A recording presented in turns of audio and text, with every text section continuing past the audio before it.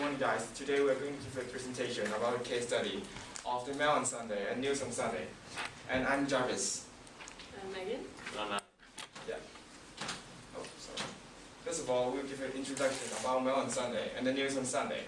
And then we'll tell you about different facts between Mail on Sunday and the News on Sunday to explain why the one succeeded and another one failed. And then to explain how the one survived and how another one perished. And then finally, we will give our opinion about what we can learn from this case study and in conclusion. And now I'll pass it to Ali to talk about the Mail on Sunday. Right, well, the Mail on Sunday is a sister paper to the Daily Mail. Daily Mail was originally founded at the back end of the 19th century and is now currently the second highest selling daily paper behind the Sun. Originally, the Daily Mail was a paper for women. It had a lot of cutouts for it, and today it's the only paper that has over 50% of its readers as female. Back to the Mail on Sunday. Lord Rothermore was the man who came up with the idea for the Mail on Sunday after he had a bid turned down for the Observer. At this point, he obviously still had enthusiasm for journalism, and so set up the Daily Mail. It is owned now and was owned by a company called DMGT. This is the Daily Mail General Trust.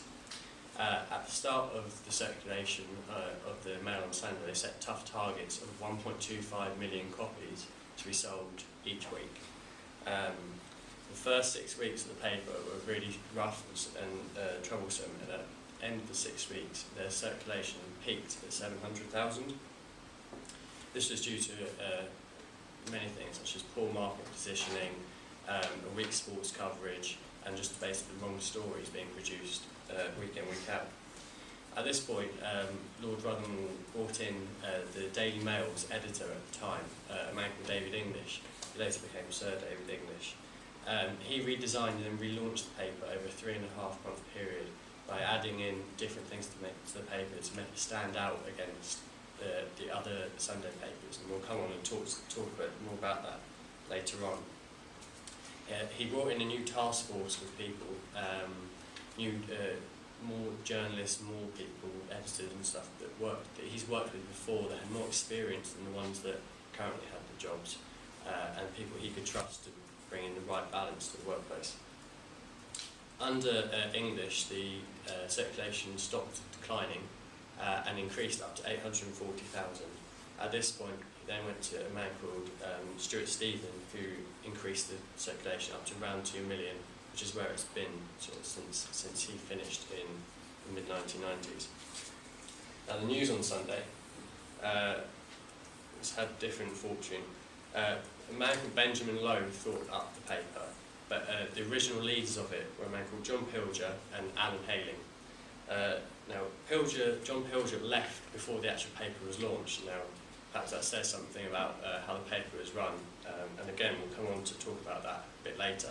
It was launched in April 1987, and it ceased publication in November 1987 as well.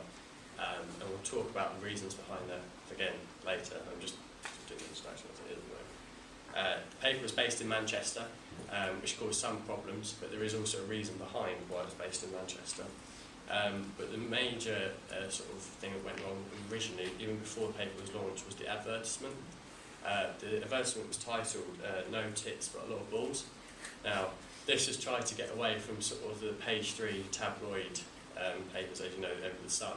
Sort of, you all know what's on page 3. But this offended a lot of feminists within the paper, and the advertisement got cut. Now, obviously, to start with, it was kept within business, but obviously word got out, and it sort of damaged the reputation of the paper. Not only that, the News on Sunday had to sell 800,000 copies each week to break even. And after the first week, they printed 1.5 million copies. They actually only sold 518,000, which sort of showed the problems as it was.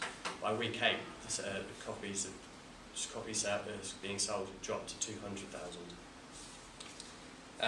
There was a number of reasons, as I said.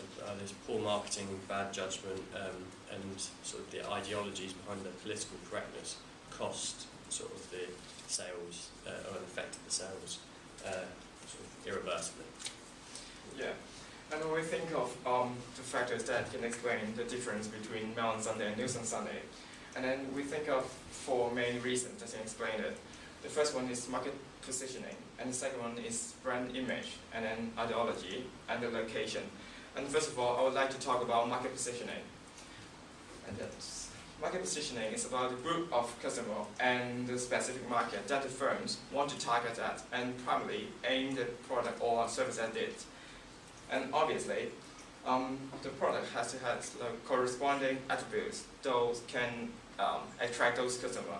For example, if you want to target the main market, you have to have the sports coverage very well.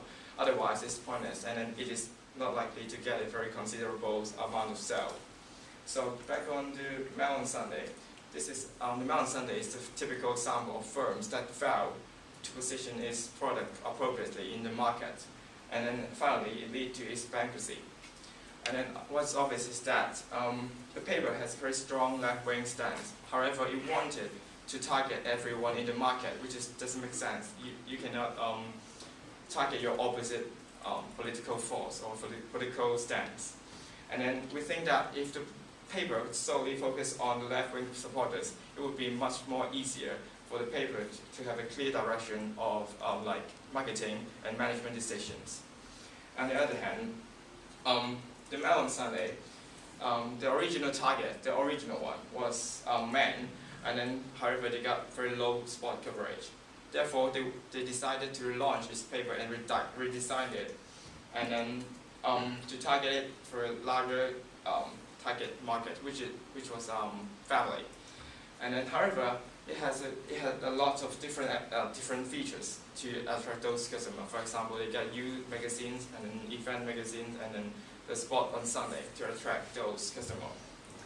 So what I found is interesting is that both papers, they wanted to target a very large customer group, but one succeeded and then another one failed. We think that it's about the ability to tailor your attributes for different customers.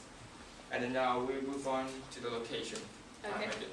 The News on Sunday decided to locate in Manchester for numerous reasons. The first one was because they wanted to work against the North-South divide, which was occurring in the UK, which were the perceived differences in economic status and cultural differences that were occurring in England. It also wanted to be closer to the people or the workers who the paper was trying to target itself at, which was a good thing in that it would help promotion of the paper. But it also turned out to be a bad thing, located near the people.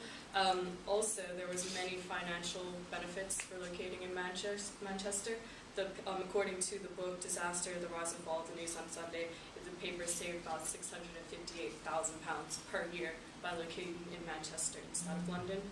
While these are obviously good reasons and decisions on behalf of the News on Sunday for locating in Manchester, it turned out to be one of the biggest reasons why the paper failed.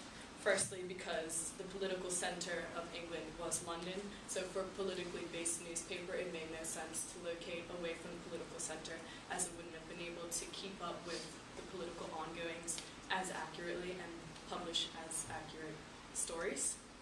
Additionally, it would have been harder for reporters to get from Manchester to London to learn about stories and write about them, because they would have to travel further, which means stories would have been published later, which would have been a competitive disadvantage to other papers who are located in London and able to report stories more quickly. This is kind of summed up in a quote that we found by Mike Power, who is one of the founders of News on Sunday. He said, "To actually base a national publication of that kind with its office in Manchester made no sense at all, when the whole media world was in London, when politics that mattered nationally were in London." So while we can see that the News on Sunday had a kind of a good strategy in locating in Manchester, it was bad in the end because it showed that they didn't really focus on what their paper was about. They were focusing more on external factors that they had no control over, such as the North-South divide, instead of focusing on the political aspect of the newspaper. Whereas, on the other hand, the Mail on Sunday did locate in London, and this proved to be beneficial to this paper because it had access to all breaking news. It was able to publish more reliable and credible sources as they were there when things were happening. They didn't have to send reporters from a long distance. Everything was there within their reach. This also was a big competitive advantage to them because most of the media was located in London at this time, which means there was a larger pool of more experienced workers for them to kind of reach out and recruit. So this would have meant better stories and overall better media, which would have been a competitive advantage. On to the ideologies. The News on Sunday were a very left-wing paper, as Jarvis said, but they only enforced these policies, so gave no other view in that sort of politics. This is a problem, as this sort of era of politics had finished, and it was a decreasing market that was already really small. So to target that was already sort of a disadvantage, as there wasn't that many people that were interested in that sort of politics anymore. Not only that, but they were producing sort of the wrong stories. The first sort of front page was about a child in Brazil that had to sell his kidney for money for medical help. Now, we all agree that that's probably a story worthy of the newspaper. However, to start with your front page of your first paper of that, which nothing really to do based in the UK, was a bit of a sort of mistake. Not only that, the Sunday is sort of a day where most people see it as sort of a rest day. So people don't want to be bombarded with sort of really intense stories. They're sort of more at home with sort of simple things to read. So the News on Sunday got this wrong and kept on getting it wrong throughout the 7 months, and people just weren't interested in sort of all the intense stuff that they were showing them. Not only this, they had a really weak sports coverage compared to the rest of the paper. The rest of the paper on the Sunday, with their first sports page being about the World Championships of roller skating in Holland, not sort of the football, the rugby, or whatever that most people are interested in. The Daily Mail had sort of a stronger ideology approach. They were trying to entertain and had sort of a family approach to their paper. They had something for everyone in the paper, again, as Jarvis has said, and we'll come on to that, maybe we'll expand on that later. There weren't any strong political ideologies for the paper. Yes, they had reporters that were either one way or the other, but they tried to make sure that views were very neutral, and so they weren't targeting one set of political group. They focused on giving people something short and easy and simple to read. As I said, News on Sunday didn't do this, and this meant that people could just sort of sit down, relax, and read something that they seemed to be quite interested in. As I said, one of the main differences, the Daily Mail targeted a specific group, which was the families, whereas the News on Sunday targeted a product, which was sort of the political views. So as soon as that product with the political views was sort of not popular or not in, I wanted to say stock anymore, so the government ran out, but sort of voted out, then their copies and circulation are going to decrease rapidly because people aren't interested in it anymore. Whereas the Daily Mail focuses on the target group of family. Families are always going to be around, so there's always going to be somebody trying to buy their paper. The final point we want to make is the brand image. And then sometimes the brand can be more valuable than the organization itself. And for the Mail on Sunday, it has a very strong brand image associated with the Daily Mail, which is.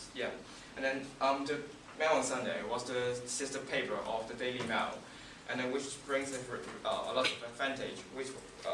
Advantage to it, it provides a very powerful footing in the market for the Mail on Sunday, because there are brand loyalty from the Daily Mail, which the customer are very loyal or trust in the Daily Mail.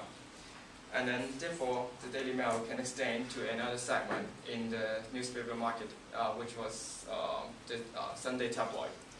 And on the other hand, for the News on Sunday, it was brand new tabloid with no association with any existing media. So it lack of backup or experience on it. And then therefore it depends very much on the first impression on it. However, according to the BBC 2 documentary video, people criticize it as a very boring and terrible first edition. And also, it was a left-wing paper, as Ali said. The supporters of left-wing stance is decreasing, so its brand image is not very well. So, yeah, and then next part is. Okay, so now we're going to talk about how the Mail on Sunday survived and then contrast it to why the News on Sunday failed. So the two main things we were going to look at for this section is repositioning and management. So for the Mail on Sunday, the paper was successfully able to reposition itself after its first few weeks of kind of shaky start, and I guess you could say failure in the beginning.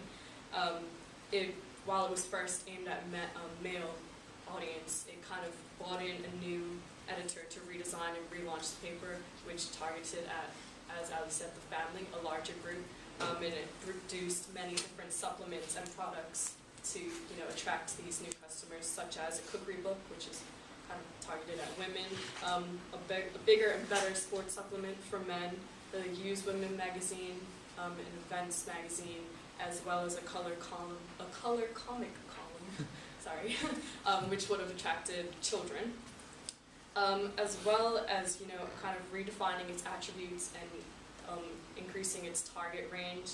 It also looked at what it was doing wrong and what was failing at, and it made these better. So it was able to, focus on its weaknesses and turn it around. For example, at first the newspaper was criticized for having very poor sports coverage and limited sports coverage. So they turned this around and made the Sport on Sunday supplement, which is now known for covering a very large range of sports in the UK. On the other hand, then also another thing that helped with the success and survival of the Mail on Sunday was its strong managerial foundation. Once Sir David English took over the magazine, the newspaper, it had a very, very strong managerial foundation. This is partly because he had a lot of experience from running the Daily Mail. And he was able to correct the flaws of the paper and turn it around and relaunch it within a period of 3 months to become something successful. This is probably because he had the technical, job-specific knowledge outlined by Robert Cox as essential part of managing. And he also demonstrated Cox's critical thinking skills and conceptual thinking in that he was able to form a good plan for the newspaper and, steer it in a different direction despite the difficulties that it was going through.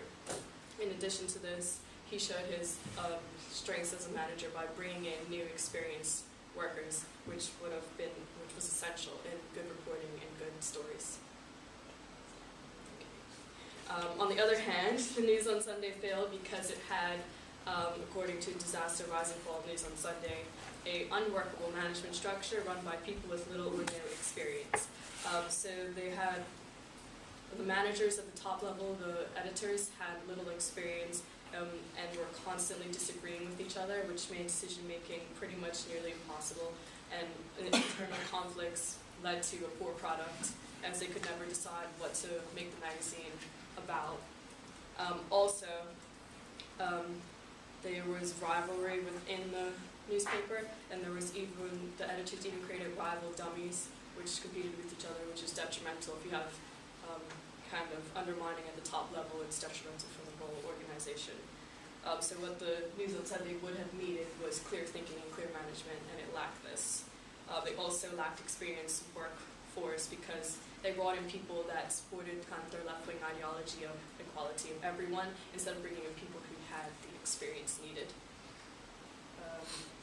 So, kind of in conclusion, what we can learn from all of this is that in order to have a successful product or service, management needs planning, organization, leading, and control. The News on Sunday had very poor planning in terms of how it was going to run its newspaper. The organization was pretty non-existent also. No one really knew what was going on or what they were doing because no one had the experience. The leading was very poor because the editors were constantly disagreeing with each other, going behind each other's backs, and just not able to make any sort of decision, which led to pretty much no control within the organization. Also, we've learned from our lectures that management attributes which are needed for success are honesty, intelligence and knowledge, teamwork, and passion. The News on Sunday had very little honesty. in that the editors were going behind each other's backs, while the people who worked there